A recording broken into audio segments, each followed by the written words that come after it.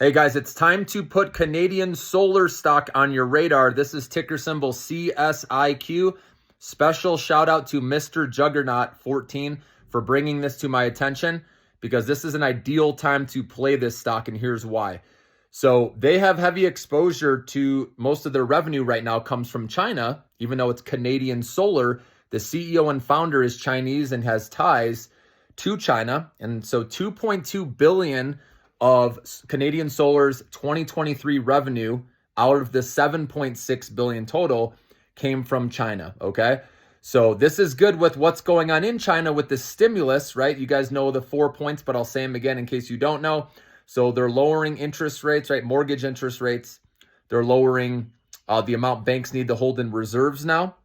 They're also pumping liquidity in the stock market, and they're cutting another key interest rate, short-term interest rate as well, okay? So a lot of good happening in China, which is going to help businesses. Plus, right, in America, we know, which Canadian Solar does business there as well, are benefiting from interest rate cuts. And what sector benefits from interest rate cuts? The solar sector, guys. So this company is dirt cheap, guys. I'm going to put in the community, show you the valuation. It is like 0.18 price to sales and price to book. It is so cheap. And I think the revenue growth is going to accelerate here now with interest rate cuts coming. In 2023, they also had a net income of 274 million, which is a record high. I expect that to improve again, starting moving forward here.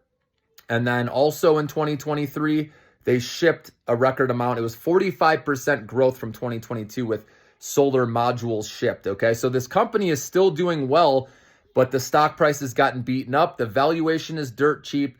They have exposure to China, which, like I said, with the stimulus is going to help their business there, guys. So I see the big picture. Canadian Solar is a great buy.